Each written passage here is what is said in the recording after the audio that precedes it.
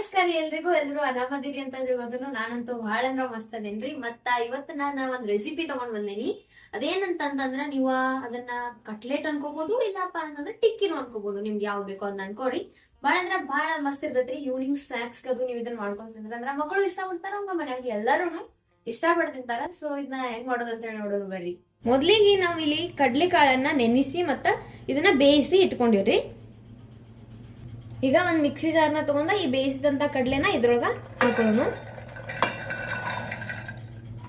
ಒಂದು ಉಳ್ಳಾಗಡ್ಡಿಯನ್ನ ಹಿಂಗ ದಪ್ಪ ದಪ್ಪಾಗಿ ಕಟ್ ಮಾಡಿ ಇಟ್ಕೊಂಡಿವ್ರಿ. ಆಮೇಲೆ ಹಸಿ ಮೆಣಸಿನ್ಕಾಯಿ ನಿಮ್ ಖಾರಕ್ಕೆ ಎಷ್ಟು ಬೇಕು ನೋಡಿ ಅಷ್ಟು ತಗೋರಿ. ಆಮೇಲೆ ಇಲ್ಲಿ ಶುಂಠಿ ತಗೊಂಡಿವಿ. ಆಮೇಲೆ ಬೆಳ್ಳುಳ್ಳಿನ ಕಟ್ ಮಾಡಿ ಇಟ್ಕೊಂಡಿವ್ರಿ. ಇವಾಗ ಇದಕ್ಕ ಈರುಳ್ಳಿಯನ್ನ ಸೇರಿಸ್ಕೊಳ್ಳೋಣ. ಆಮೇಲೆ ಮೆಣಸಿನ್ಕಾಯಿನು ಎಲ್ಲಾನು ಸೇರಿಸ್ಕೊಂಡ್ಬೇಕಾಗುತ್ತೆ. ಇದ್ರೊಳಗ ಉಪ್ಪನ್ನ ಸೇರಿಸ್ಕೊಳ್ಳೋಣ. ನೀವು ರುಚಿಗೆ ತಕ್ಕಷ್ಟು ಉಪ್ಪನ್ನ ಹಾಕೋರಿ. ಈಗ ಇದನ್ನ ಮುಚ್ಚಿ ಪಲ್ಸ್ ಮೋಡ್ದಾಗ ಗ್ರೈಂಡ್ ಮಾಡ್ಕೊಂಬರ್ನು. ಈಗ ಇದನ್ನ ಸ್ವಲ್ಪ ದಪ್ಪ ದಪ್ಪಾಗಿ ಈ ತರ ಗ್ರೈಂಡ್ ಮಾಡಿ ಇಟ್ಕೊಂಡಿವ್ರಿ. ಇದ್ರೊಳಗ ಪನೀರನ್ನ ಸೇರಿಸ್ಕೋಬೇಕು. ಕೈಯಿಂದ ಈ ತರ ಕ್ರಶ್ ಮಾಡಿ ನೀವು ಹಾಕೊಂಡ್ರು ನಡಿತೈತಿ, ಇಲ್ಲ ಗ್ರೇಟ್ ಮಾಡಿನೂ ಹಾಕೋಬಹುದು. ಇದ್ರೊಳಗ ಜೀರಿಗೆ, ಆಮೇಲೆ ಧನಿಯಾ ಪೌಡರ್, ಅರಿಶಿನ ಪುಡಿ ಮತ್ತೆ ಸ್ವಲ್ಪ ಚಾಟ್ ಮಸಾಲನ ಹಾಕೊಳ್ಳೋಣ್ರಿ. ಸ್ವಲ್ಪ ಕೊತ್ತಂಬರಿ ಸೊಪ್ಪನ್ನ ಸೇರಿಸ್ಕೊಳತ್ತೇನು. ಇನ್ನೊಮ್ಮೆ ಇದನ್ನ ಮತ್ತೆ ಮುಚ್ಚಿ ಗ್ರೈಂಡ್ ಮಾಡ್ಕೊಂಬರೋಣ.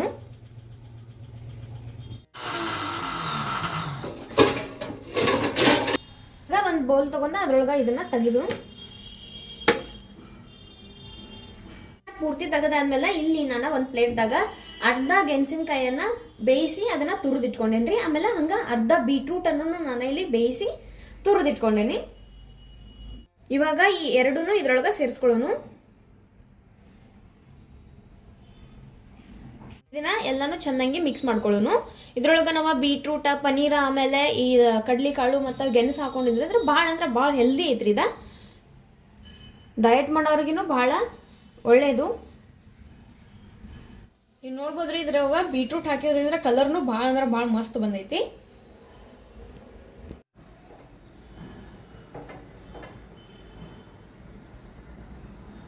ಇಲ್ಲಿ ತವಾನ ಬಿಸಿ ಮಾಡಿ ಇಟ್ಕೊಳ್ಳೋಣ. ಆಮೇಲೆ ಏನ್ ನಾವು ಕಟ್ಲೆಟ್ ಮಾಡ್ಕೊಳತ್ತಿರ್ಲ ಅವ್ನ ಶೇಪ್ ಕೊಟ್ಟು ಆಮೇಲೆ ಜಲ್ದಿ ಬೇಯಿಸಿ ತಿಂದ್ರೆ ಆಯ್ತು.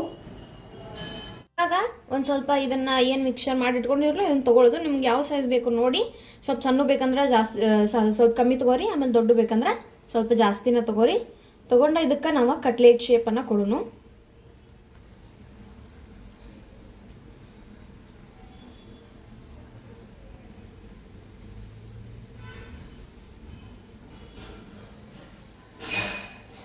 ಇದಕ್ಕೆ ಚೆನ್ನಾಗಿ ಶೇಪನ್ನು ಕೊಟ್ಟ ನಾವು ಇದನ್ನ ಪ್ಲೇಟ್ದಾಗ ತೆಗೆದು ಇಟ್ಕೊಳ್ಳೋಣ.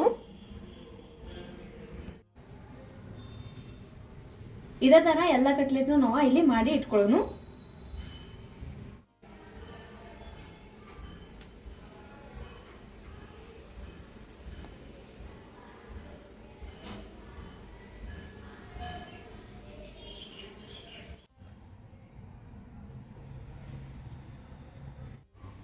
ಇವಾಗೇನು ತವಾ ಬಿಸಿ ಮಾಡಕ್ಕೆ ಇಟ್ಕೊಂಡಿದ್ರಲ್ಲ ಅದ ಚಂದಂಗೆ ಕಾಯ್ದೈತಿ. ಇವಾಗ ನಾವು ಈಗೇನು ಕಟ್ಲೆಟನ್ನು ಮಾಡಿ ಇಟ್ಕೊಂಡಿದ್ರಲ್ಲ ಇವನ್ನ ಇದ್ರ ಮ್ಯಾಗ ಇಟ್ಟ ಚಂದಂಗಿ ಬೇಯಿಸ್ಕೊಳ್ಳೋಣ.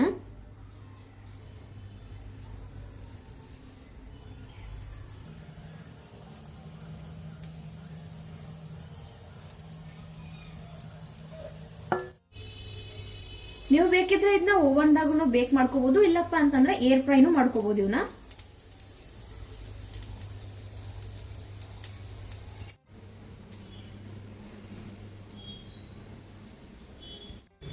ಈಗ ನಾವು ಒಂದಿಷ್ಟು ಕಟ್ಲೆಟ್ನು ಏರ್ ಫ್ರೈ ಮಾಡ್ಕೊಳತ್ತೀವಿ.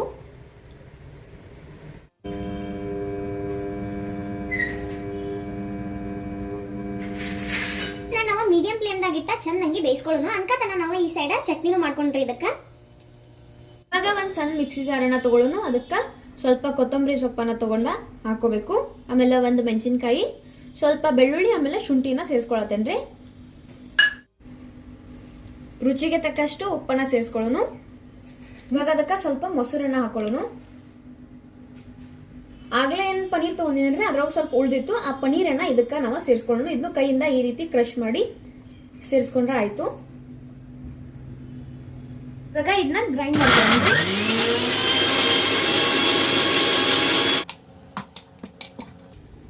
ಮಸ್ತ್ ಗ್ರೀನ್ ಚಟ್ನಿ ರೆಡಿ ಆಗಿಬಿಟ್ಟೈತೆ ನೋಡ್ರಿ. ಇವಾಗ ಇದನ್ನ ತಿರುಗಿಸಿ ಹಾಕಿ ಬೇಯಿಸೋನು.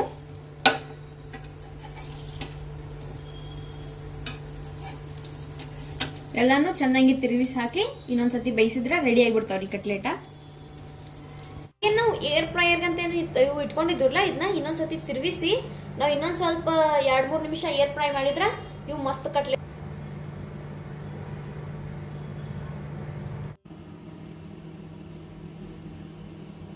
ಇವಾಗ ಎರಡು ಸೈಡ್ ಇಂದ ಚಂದಂಗಿ ಬೆಂದ ರೆಡಿ ಆಗ್ಯಾವ್ರಿ. ಸೊ ಇದನ್ನ ನಾವು ಪ್ಲೇಟ್ದಾಗ ಸರ್ವ್ ಮಾಡ್ಕೊಳ್ಳೋಣ ಬರ್ರಿ. ಡಿಫ್ರೆನ್ಸ್ ನೋಡ್ಬೋದು. ಇದ ಏರ್ ಫ್ರೈ ಮಾಡಿದೈತಿ, ಆಮೇಲೆ ಇದ ತವೆ ಮೇಲೆ ಬೇಯಿಸಿದೈತಿ.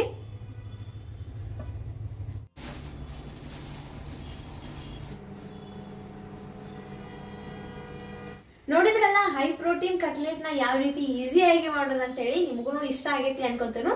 ಹಂಗಾದ್ರೆ ಈ ರೆಸಿಪಿ ನಿಮ್ಗೆ ಇಷ್ಟ ಆಗಿದ್ರೆ ನೀವು ಮನ್ಯಾಗ ಟ್ರೈ ಮಾಡ್ರಿ. ಹಂಗ ಮನೆಲ್ಲ ಕೂಡಿ ಪ್ರೀತಿಯಿಂದ ತಿನ್ರಿ.